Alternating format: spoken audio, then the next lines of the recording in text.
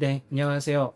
저는 반넷 유니버스를 운영하고 있고, 이제 오늘 이제 발표하시는 분들이 이제 총 저 포함해서 세 분인데, 첫 번째는 제가 이제 이 에스파이어에 관련된 내용으로 발표를 진행을 할 예정이고, 그다음에 두 번째는 이제 저희 운영진이신 정세일님께서 이제 직접 자체적으로 만드신 LLM 엔진에 대해서 이제 바이브 코딩으로 이제 여기까지 어떻게 오게 됐는가 뭐 이런 디테일한 내용들을 비교를 해주시게 될 것 같고, 예, 마지막 세 번째로 이제 이종우님께서도 발표를 맡아주실 예정인데 총 3개 세션으로 진행될 예정이고요.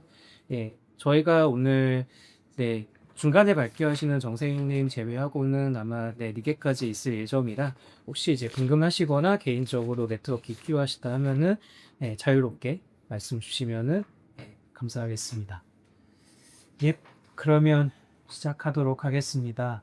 음, 우선 시작하기 전에 실무에서 도커나 쿠버네티스 써봤다 하시는 분 계실까요? 많이 계시는군요. 도커나 쿠버네티스 쓸 때 보통 어떻게 접근을 하시나요? 컨테이너 만들거나 뭐 이제 배포하거나 관리하는 거를 컨테이너 단위로 하세요? 아니면은 쿠버네티스에서 쓰는 뭐 헬름 차트나 그냥 이런 것만 보고 사용을 하시는지 궁금한데요.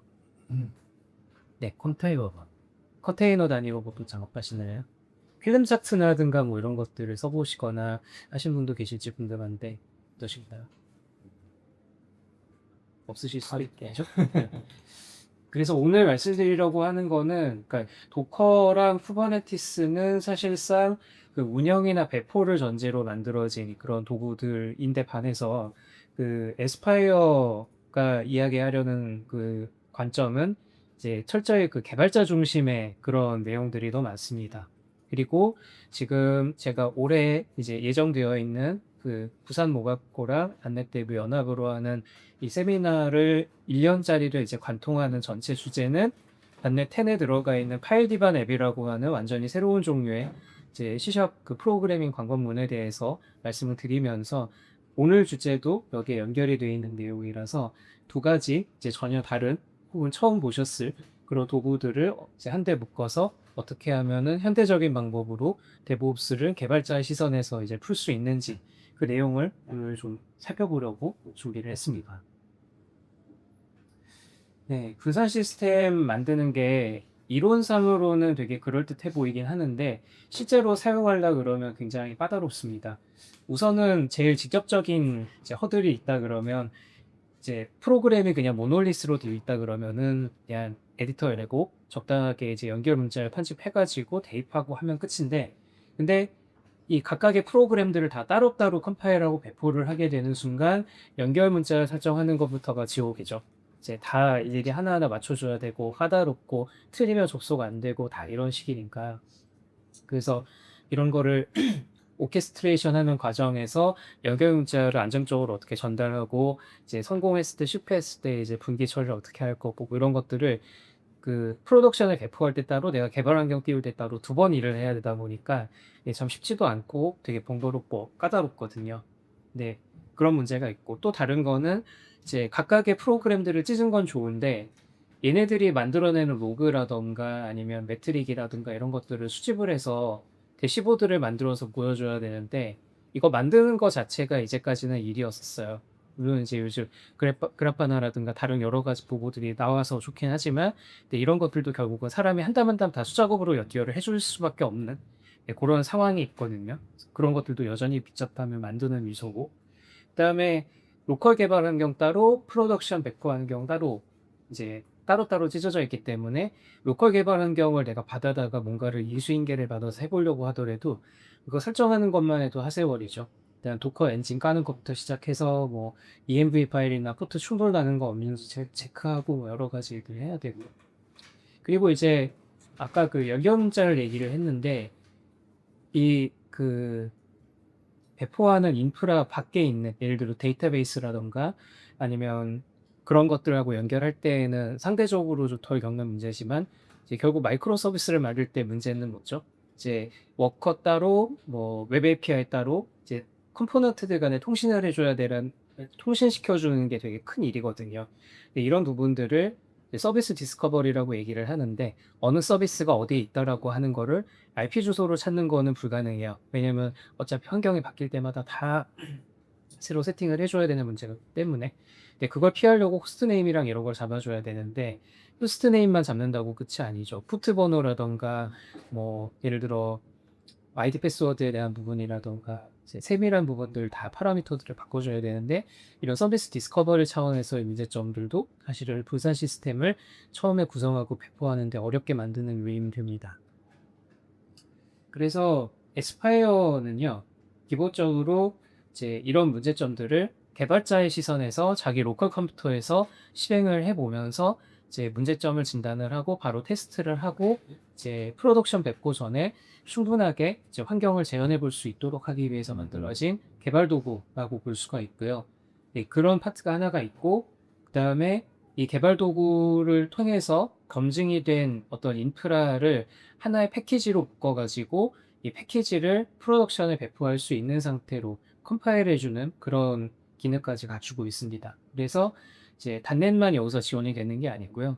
이제 도커라던가 최근에 이제 추가가 된 것 중에 노드.js나 자바나 여러 다른 프로그래밍 언어들하고도 한 뷰에서 관리할 수 있도록 도와주는 그런 종합적인 배포 기능까지 갖추고 있기 때문에 컬리글라 이제 기반의 클라우드 네이티브 개발 도구다라고 말씀드릴 수 있을 것 같아요.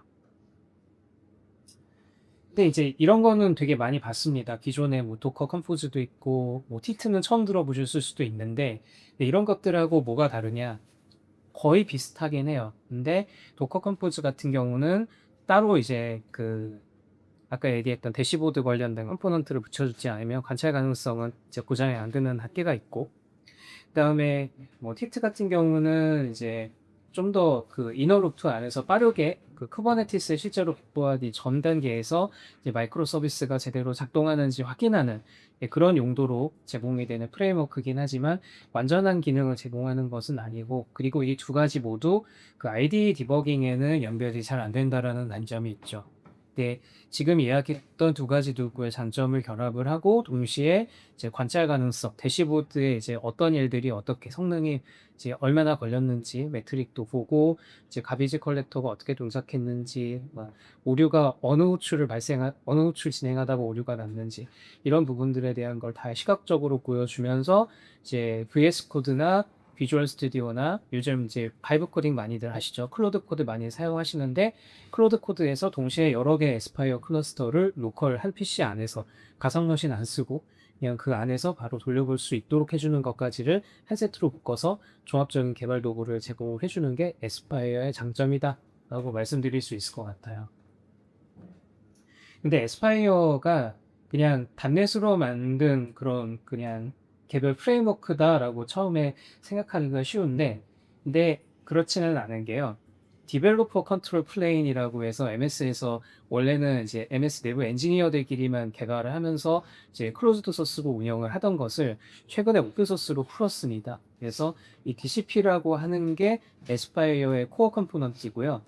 이 DCP는 내부적으로 고랭으로 짜여져 있고, 아까 그 보여드렸던 틸트라고 하는 거에 이제 그 API 서버 파트만 따로 따와서 이걸 DCP를 만드는데 사용을 해서 이제 DCP 자체는 내부에 그 쿠버네티스 그 리소스를 이해할 수 있는 엔진이 들어 있습니다. 그러니까 쿠버네티스 식으로 이제 야멜 파일 만들어서 배포하는 엔진이 들어 있고, 이제 이걸 제어해서 에스파이어가 이제 각종 그런 실행 파일을 제어를 한다든지 아니면 컨테이너를 배포를 한다든지 클라우드상에 정의된 리소스를 관리한다든지 하는 것들을 그 DCP 엔진 안에 이제 정의를 올려놓고 이걸 가지고 계속 이제 C샵이나 다른 프로그래밍 언어로 제어를 하면서 이제 로컬에서 그 멀티 인스턴스 클러스터를 만들 수 있도록 하는 작업들을 이제 알아서 매니지먼트라고 관리를 하는 기능을 갖고 있다 라고 보시면 될 것 같습니다. 그리고 이제 단넷 에스파이어 자체는 어느 날 갑자기 나온 건 아니고요.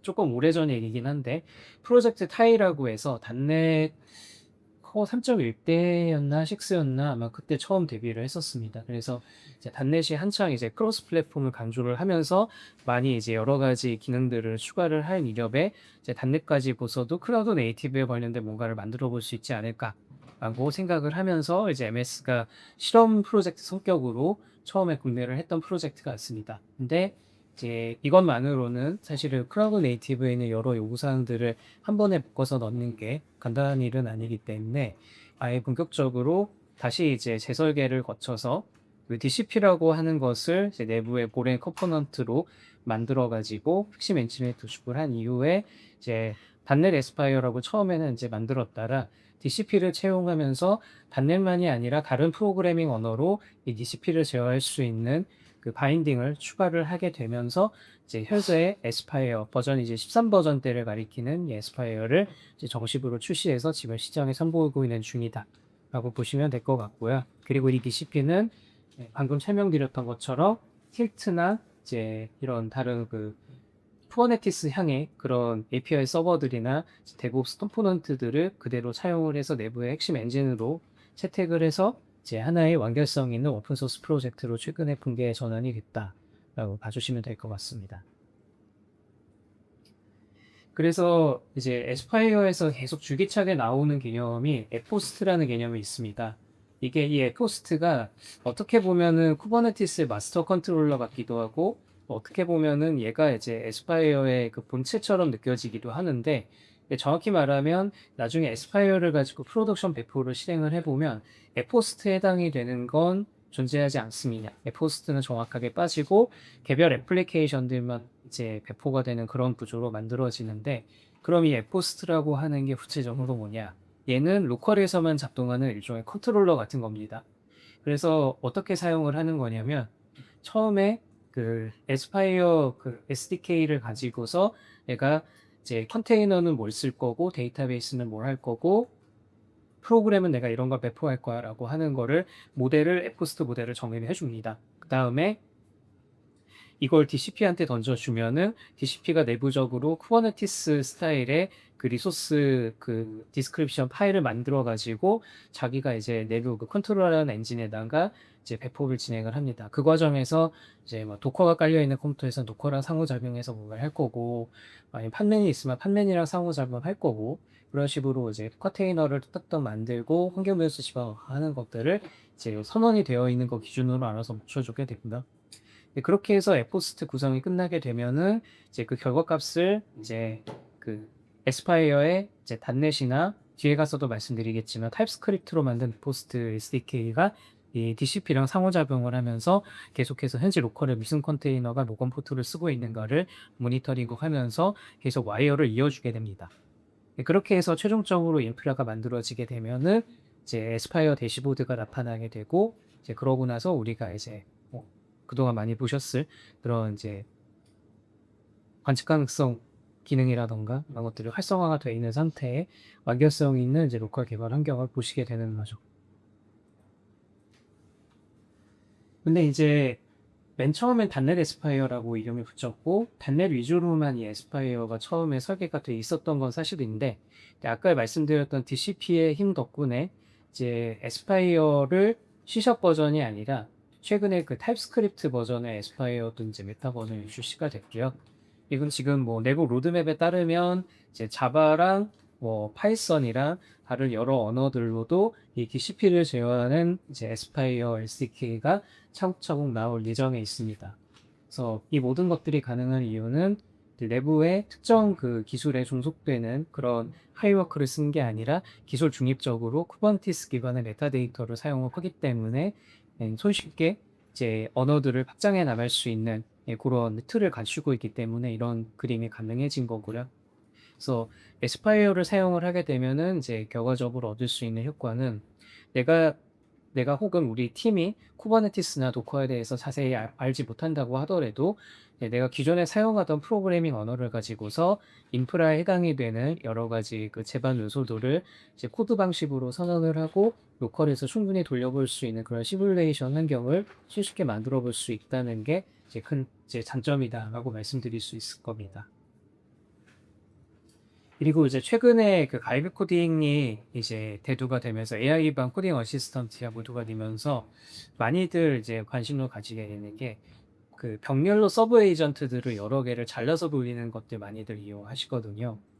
네, 깃의 경우에는 이걸 어떻게 구현하는가 해서 좀 찾아보니까 워크트리라고 하는 개념을 사용을 합니다.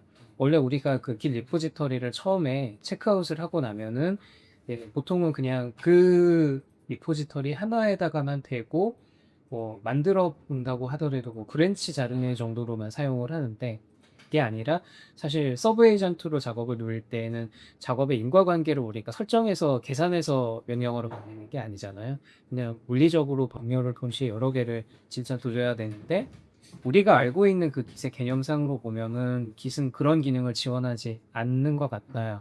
근데 여기에 대한 대안으로 나온 것이 깃의 분식 기능으로 워크트리라는 기능이 들어갔고, 이 워크트리는 이제 깃을 사실 체크아웃을 하게 되면은 그 원본이 되는 데이터베이스 파일을 받는 것이 이제 가장 핵심이거든요. 그 DB 파일을 받고 거기서 현재 커밋에 해당이 되는 파일들만 추려가지고 이제 소스 코드를 우리가 눈앞에 보는 형태로 만들어 주는 거고, 그거의 차이점을 계속 우리가 그 변경 건의를 하면서 퍼밋을 만들고 하는 거잖아요. 근데 이제 워크트리라고 하는 것은 현재 만들어진 그 원본 그 긴 리포지터리가 아니라 다른 곳에다가 그 소스 파일을 그대로 복제를 하고, 다만 이것의 원본 DB는 원래 이쪽에 있는 리포지터리에 있는 걸 가리키는 거야라고 해서 이제 겉으로 보면은 완전히 소스 코드가 똑같이 대체가 된 게 다른 디렉터리에 에이전트당 하나씩 배정이 되는 구조입니다. 그렇게 이제 운영이 되다가 최종적으로 에이전트가 작업을 끝내면은 그 디렉터리에 있는 것 중에 변경 사항만 추려가지고 원본 그 깃 로컬 리포지터리에다가 이제 반영해서 집어넣는 그런 작업들을 하는 방식으로 돌아가죠. 이렇게 해서 이제 소스 코드에 대한 형성 관리는 박멸로 할 수 있게 됐다고 치더라도 이제 남는 문제가 하나 더 있습니다. 에이전트가 진짜로 자율성 있게 알아서 작업을 하려 그러면은 이제 실행하는 환경조차도 사실은 병렬성 있게 돌아가야 되거든요. 거기에 대한 답으로 에스파이어는 그 격리 모드라고 하는 거, 아이솔레이티드 모드라고 하는 시행 환경을 지원을 합니다. 그래서 이제 원래 에스파이어는 한 번에 한 컴퓨터에서 하나의 인스턴스밖에 실행할 수 없었는데, 근데 이제 포트 번호가 할당이 가능한 그 한도 내에 있다면 보통 한 3-4개까지는 이제 소화할 수 있는데, 이 하나의 에이전트당 하나의 독립적인 에스파이어 환경을 띄워서 그 안에서 컨테이너가 뭐 예를 들어 5개가 뜬다 그러면 5개 컨테이너가 이제 총 3개 서브 에이전트를 돌린다 그러면은 3 곱하기 5에서 15개 컨테이너가 한꺼번에 돌아가고 서로 영향을 주지 않으면서 기능을 독립적으로 개발하고 실행할 수 있는 이런 시나리오를 에스파이어가 지금 지원을 하고 있다라고 보시면 될 것 같다. 그리고 이제 아까도 말씀드린 것처럼 내가 원하는 프로그래밍 언어, 이제 당연히 C샵이 먼저 시작이었기 때문에 C샵으로 처음에 시작을 했지만 타입스크립트나 자바나 고랭 등 여러 프로그래밍 언어들로 에코스트를 제어할 수 있는 기능이 이제 곧 추가가 될 예정이니까 앞으로 계속 관심 가지고 지켜보셔도 좋지 않을까 생각을 합니다.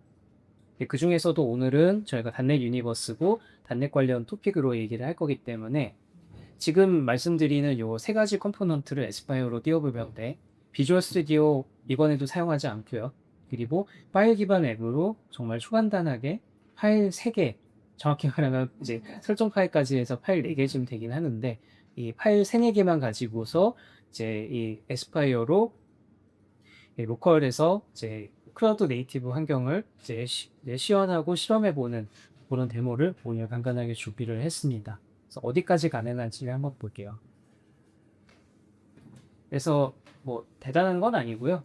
이제 앱포스트 하나 있고 웹 API 있고 워커가 있고, 그리고 이 웹 API와 워커 사이를 중간에서 이어주는 그런 그 레디스 서버가 하나 더 있습니다. 근데 레디스 서버는 뭐 그냥 레디스 서버 컨테이너 달려 있는 거 써도 되기는 하는데, 오늘 토픽이 단넷이니까 레디스의 그 부연체 중에 단넷으로 부연을 한 MS에서 만든 그 오픈소스판 이제 대체 부연체가 있거든요. 그걸 써가지고 이제 모두 이제 머리부터 발끝까지 전부 단넷으로 구현이 되어 있는 클라우드 네이티브 애플리케이션을 오늘 한번 준비를 해서 돌려볼 예정입니다. 예, 구성은 이런 식으로 됩니다. 우리가 원래 그 비주얼 스튜디오 가지고 작업해서 열면은 보통 이런 식으로 우리 화면 왼쪽에 있는 것처럼 보통은 구성이 되거든요.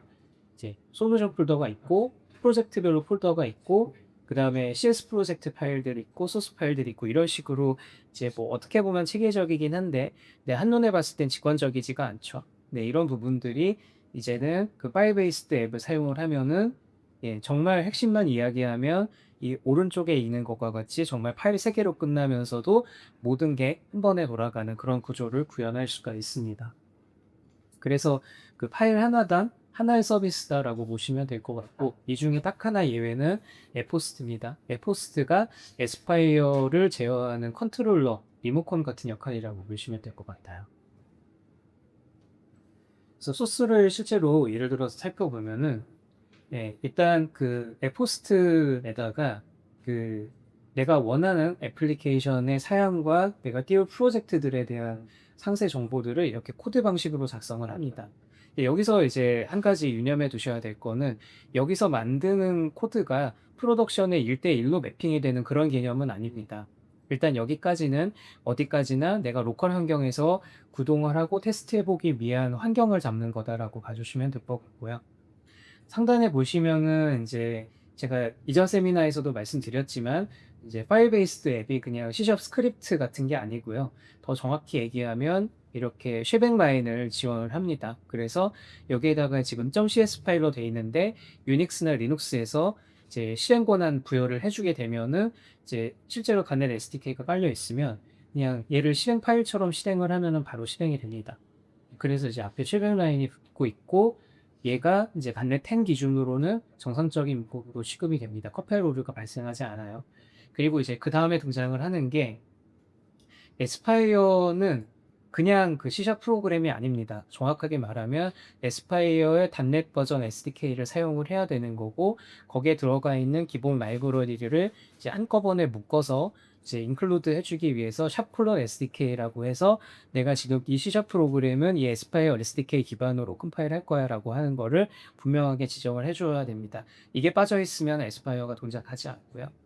그다음에 이제 에스파이어는 일종의 플러그인 아키텍처도 지원을 합니다. 그래서 이제 원래는 여기다가 이제 내가 컨테이너를 뭘 쓸 건지 하나하나 다 컨테이너의 뭐 이미지 이름 뭘로 하고 환경 변수 뭘로 하고 이런 거를 그 여기 밑에 있는 코드처럼 뒤에 나올 코드처럼 하나하나 다 지정을 해줘도 되는데, 근데 그렇게 지정을 하게 되면 일거리가 너무 많아지거든요. 그래서 이제 에스파이어 전용 뉴겟 패키지도 이제 뉴겟.worlds에 패키지들을 올려놓고서 그걸 가지고 이제 내가 필요한 컴포넌트들, 예를 들어서 지금 여기서는 제가 아까 레디스의 .NET 버전을 이제 간에서 불러오고 있다고 했는데, 보시면 간에서 설정하기 위한 그런 코드들이, 단축 코드가 저 패키지 안에 들어가 있습니다. 그걸 가지고 이제 여기서는 불러다 쓰기만 하면 되는 거죠. 그리고 이제 뭐 이 중간에 있는 그 프로그마 같은 경우는 지금은 그냥 임시로 붙이는 코드라고 봐주시면 될 것 같아요. 나중에 없어질 텐데, 이 파일 한 개짜리 C# 프로그램을 서비스로 등록을 시켜주기 위해서 필요한 그런 장치다라고 보시면 될 것 같아요. 그리고 그 다음은 이제 ASP.NET Core를 한 번 이상 써보셨으면 많이 보셨을 패턴인데, 빌더 만들어주고 빌더에다가 설정 파일 뭐뭐 집어 넣을 거고 이제 구성을 어떻게 할 거고 하는 거를 그 ASP.NET Core 할 때랑 똑같은 방식으로 구상을 하시면 됩니다. 그래서 이제 실제로 그 인프라들을 어떻게 이제 구축을 하냐 하면은, 보시면 처음에 이제 레디스 먼저 잡아줘야 되겠죠. 그래서 캐시라는 이름의 레드 가넷, 아까 위에 패키지를 제가 이제 임포트를 했는데, 이 패키지에 있는 애드 가넷이라고 하는 걸 쓰게 되면은, 원래 가넷에 뭐 이제 컨테이너 버전은 뭘 쓰고 메모리 설정 어떻게 하고 이런 것들을 다 이제 한 땀 한 땀 넣어줘야 되는 거를 그냥 이렇게 .add 가넷이라도 하면은 가넷 레디스 컴포넌트가 바로 붙는 구조로 됩니다. 그래서 캐시를 하나 잡아주고, 그 다음에 이제 워커를 추가를 할 건데, 워커를 프로젝트를 추가를 하는 게 아니고, 보시면은 worker.cs 파일을 이제 지금 추가를 했죠. 그 다음에 worker.cs 파일에서 사용할 레디스 컴포넌트를 미드 레퍼런스로 연결을 해주고, 가넷을 끝까지 대기해주세요 라고 웨이트콜을 걸어줘. 마찬가지로 이제 ASP.NET Core 미니멀 API도 파일 하나로 만들 수가 있는데, 이 미니멀 API 파일 하나 만든 거에도 가넷을 걸어줘야 양방향으로 통신이 되겠죠. 그래서 가넷을 추가를 해주고, 그 다음에 뜰 때까지 대기를 한 다음에, 그리고 내부적으로는 이제 SSL 인증서 사용하는 HTTPS, 그냥 HTTP 둘 다 이제 엔드포인트를 만들어 놔야 될 테니까 엔드포인트 추가도 해주게 됩니다. 그리고 이제 필요에 따라서 추가 컴포넌트들을 더 이제 등록을 해주고 난 다음에 최종적으로 빌더에서 이제 인스턴스를 만든 다음에 실행해 주세요라고 하는 걸로 끝이 나게 되는 거죠. 그리고 이제 앱포스트가 사실 그냥 있는 그대로 그 자체로 바로 돌아가지는 않고 이렇게 몇 가지 설정을 해주긴 해야 됩니다. 근데 필요한 설정들이고요. 그래서 일단 그 에스파이어 대시보드를 이제 어느 서버, 어느 주소 밑에서 띄울 건지 로컬 환경 설정 기준으로 몇 가지 변수들을 잡아주셔야 되는 게 있고, 그 다음에 이제 에스파이어가 맨 처음에는 도커만 지원을 했는데 요즘 그 도커 데스크톱 관련해서 기업에서 라이선스 문제 때문에 이제 프로그램 실행을 차단하거나 만료받거나 뭐 쓰지 마세요 하는 그런 공고들을 많이 내보내고 있거든요. 그래서 만약에 나는 도커 데스크탑 쓸만한 요력이 안 된다. 그러면은 그 레드햇에서 만든 파드맨 데스크탑이라고 하는 게 있습니다. 도커 데스크톱의 대체제고 애플 실리콘, 윈도우 전부 다 지원이 되면 이제 컨테이너 런타임이라서 이제 도커를 못 쓴다 그러면 이 판맨이라고 써주면 알아서 인식을 하게 됩니다. 예, 그래서 이제 이 약치는 내용이네요. 넘어갈게요.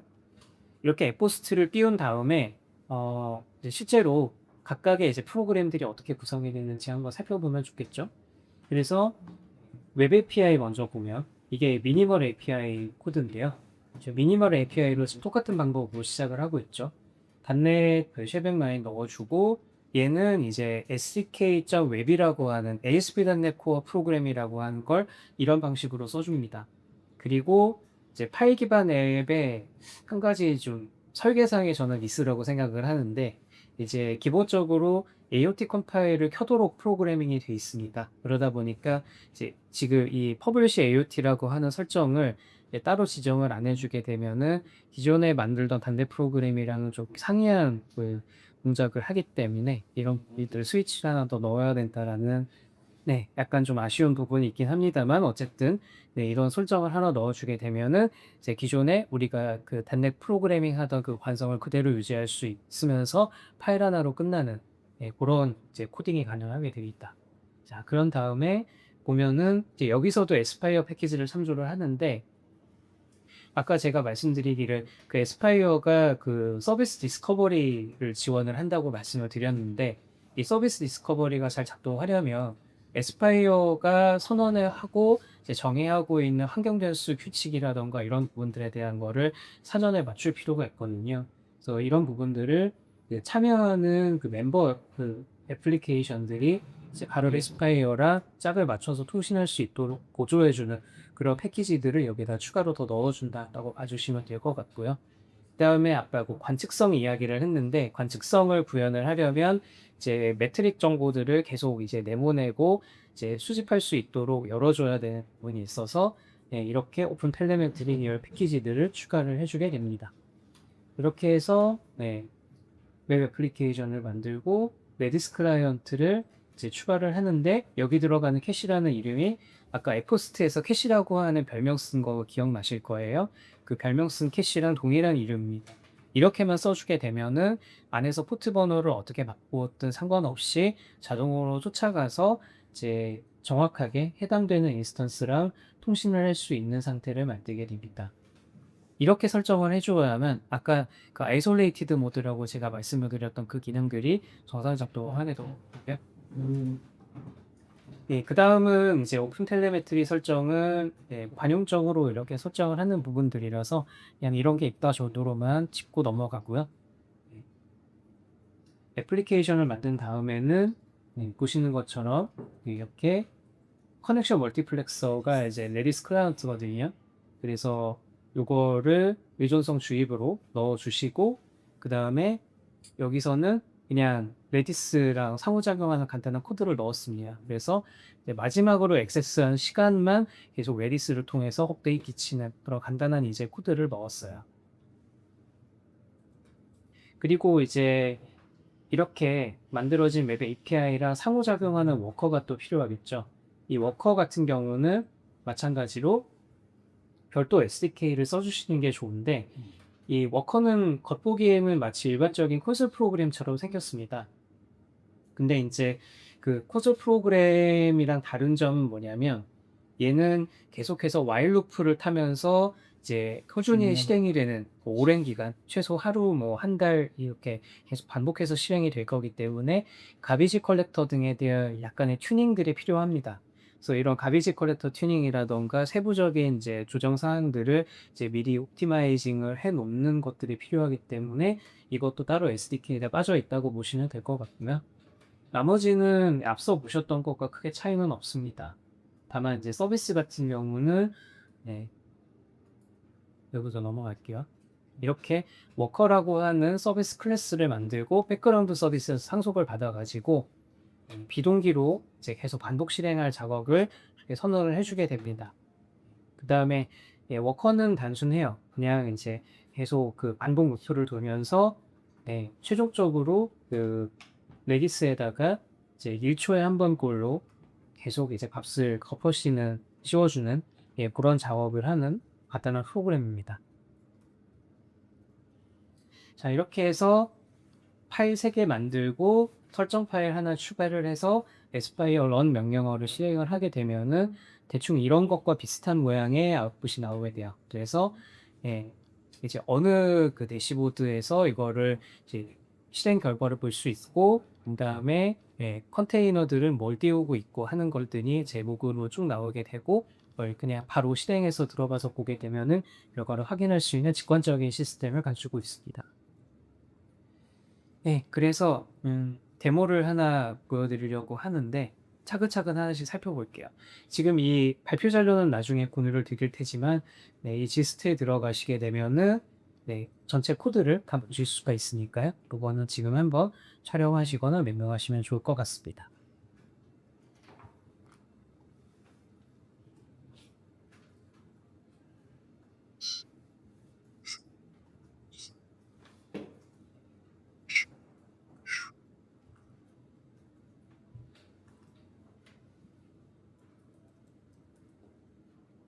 네, 이제 핵심이 되는 거는 이렇게 4개 파일이고요. 에스파이어 런하고 fpost.cs라고 해서 그 fpost 파일을 이렇게 가리켜 주게 되면은 이렇게 바로 그 fpost를 받아서 실행을 하게 됩니다. 아까 말씀드렸지만 이게 에스파이어 간에 들어있는 DCP라고 하는 그 내부 그 핵심 엔진이 있다고 말씀드렸는데 그 핵심 엔진을 제어하는 이 컨트롤러 역할을 하게 되겠다. 대시보드는 열어볼게요. 그러면 보시는 것처럼 이 컨테이너 3개가 지금 잘 떠 있고요.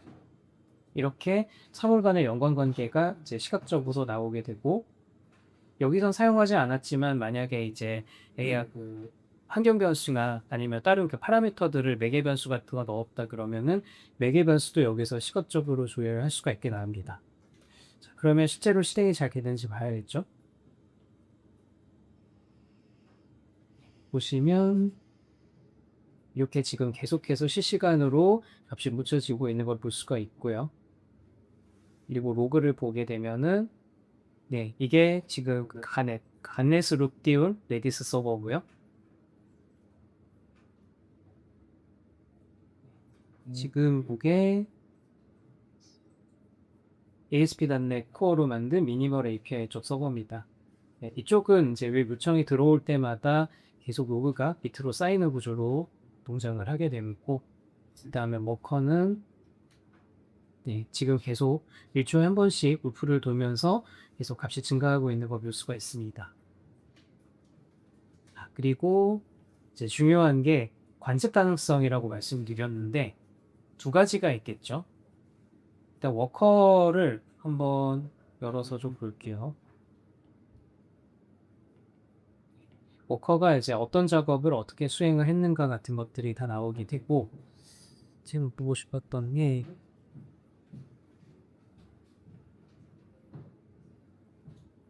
이 추적이네요. 추적을 보시게 되면은 이 작업이 특히 이제 웹 요청 같은 경우는 요즘은 이제 웹 요청이 그냥 하나로만 끝나는 경우가 없죠. 최소한 여기 지금 보시는 것처럼 이 간단한 작업하는 과정 안에서도 이제 레디스에서 데이터가 있는지, 그 다음에 값을 가지고 오고 이렇게 되돌려주기까지의 그 과정을 이렇게 각 구간별로 얼마가 걸렸는지를 시각적으로 다 볼 수 있게끔 나옵니다. 네, 이런 것들을 원래 설정을 해주려 그러면은 우리가 기존에는 한 땀 한 땀 다 프로그래밍을 해줬어야 되는데 에스파이어가 이런 거를 이제 일단 수집을 해서 보여주는 이 대시보드 자체를 제공할 뿐만이 아니라 그다음에 각각의 그 매트릭에 대해서 걸어내는 세무 사항들에 대한 것들도 에스파이어 SDK 안에 모두 다 제공을 해주기 때문에 이렇게 지금 되게 간단하게 프로그래밍을 했지만 이 안에서 필요한 내용들이 모두 수집이 돼서 지금 보시는 것처럼 대시보드 형태로 나오게 되는 것까지를 한 세트로 묶어주고 있습니다. 네, 그 외에도 뭐 매트릭 같은 경우도 뭐 쓸까요?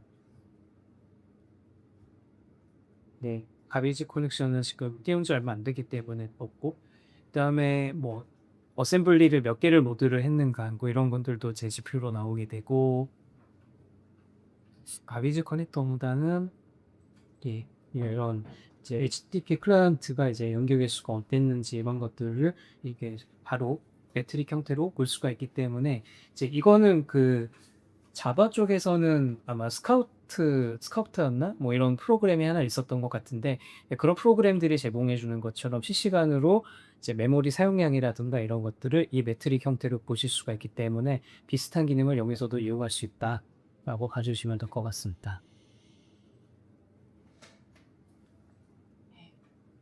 그리고 역시 중요한 건 실제 개발 경험이 어떤지를 보는 게 또 중요하겠죠.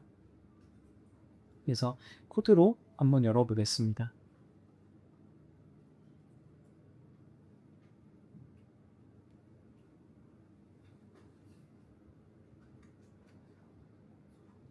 그래서 지금 VS 코드에서 이 작업을 좀 원활하게 수행을 하고 싶다 이러시면은 C# 데브 킷이라고 있습니다. 이거를 설치를 해주시면 되고요. 설치한 이후에 실제로 확인을 해보게 되면은 네, 이렇게 VS 코드 안에서 이제 인텔리센스의 지원을 받아가지고 본격적으로 프로그래밍을 코드로 할 수가 있게 됩니다. 그다음에 아까 그 패키지글 같은 경우는 단넷 그 기본 클래스 안에 들어있는 게 아니잖아요. 유게 노알즈에서 필요한 것들을 받아오고 안에 뭐가 들어있는지를 까서 봐야만 알 수가 있는데 그런 것들도 지금 보시다시피 애드 간액 끈 다음에 네, 여기에다가 무슨 파라미터를 뭘 넣어야 되는지 당연히 인텔리전스가 다 나옵니다. 그러니까 비주얼 스튜디오 없이 지금 이걸 하고 있는 거고 더 정확하게 말씀드리면 아직까지 지금 이 파일 기반 앱 관련 프로그래밍은 오히려 비주얼 스튜디오로는 지원이 안 됩니다.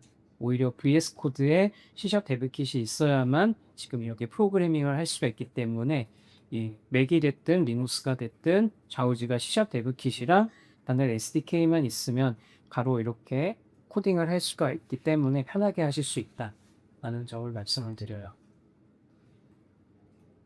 그 외에도 미니멀 API도 이런 식으로 코딩 잘할 수 있다라는 거 우리가 지난 몇 번에 걸쳐서 제가 말씀드렸던 그 내용이 그대로 이용해서 적용이 됩니다.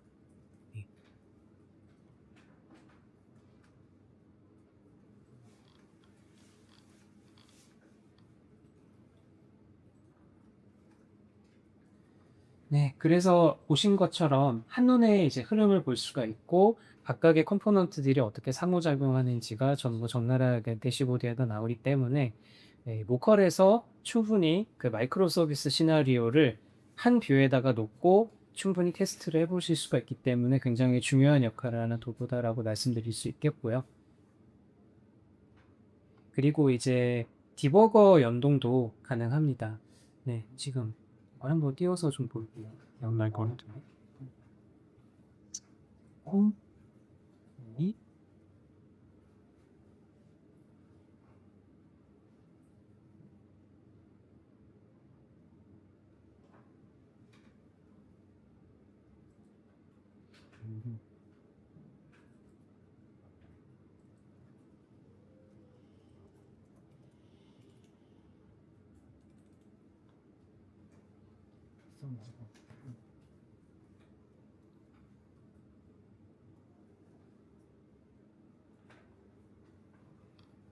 네, 지금 디버거가 연결이 된 걸 보실 수 있고요.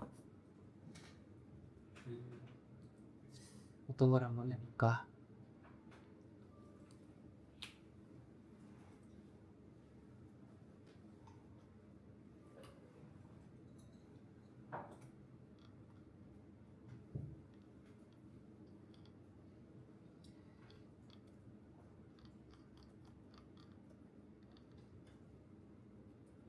네, 데모를 이제 제가 확인을 앞에 가서 약간 이끌었지는 않네요. 좀 있습니다. 오케이. 브레이크 페이트가 잘 보일까?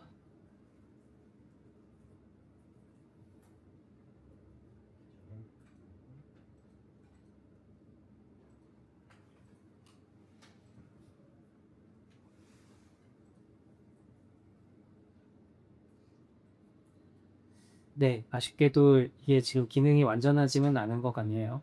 이게 이제 VS 코드 판으로는 그렇고 디버거 관련된 부분들은 네, 아직까지는 비주얼 스튜디오에 조금 더 의존적인 부분이 남아있는 것 같긴 합니다. 네, 이제 장기적인 로드맵에 따르면 지금 네, 예, 직접적으로 연결되어 있는 앱호스트 같은 경우는 디버거로 바로 연결이 가능하고요.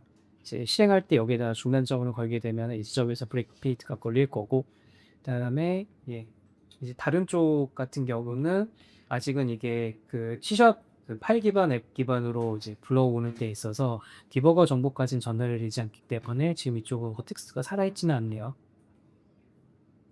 어쨌든 이제 장기적으로는 네, 이런 방향으로 이제 디버거까지 연동이 가능하게 될 것이다 라는 점을 언급을 드리고 싶었습니다. 네, 그래서 아까 보여드렸던 것처럼 이제 에스파이어 대시보드에는 크게 네 가지 화면이 있는데 콘솔 화면은 이제 스탠다드 아웃풋이랑 스탠다드 에러에서 나오는 로그들을 이제 시간 순별로 이제 한꺼번에 정렬해서 볼 수 있는 그런 기능도 제공하고 특정 컨테이너나 특정 프로그램만 보는 것도 됩니다. 그다음에 이제 이벤트도 필터링해서 조건에 맞는 모드만 살펴본다던가 할 수가 있겠고 그 외에는 아까 말씀드린 것처럼 울정 타임라인이나 실시간 지표들도 당연히 볼 수가 있습니다. 네, 다만 이제 에스파이어는 아직까지는 계속해서 발전하고 있습니다. 단넷 에스파이어에서 에스파이어로 바뀌어 가면서 이제 계속해서 기능들이 이제 빠르게 있고 있는 중이라 되는 것도 있고 안 되는 것들도 있긴 하지만 지금 시작해 보기에는 적당한 때이다라고 말씀드릴 수 있을 것 같아요.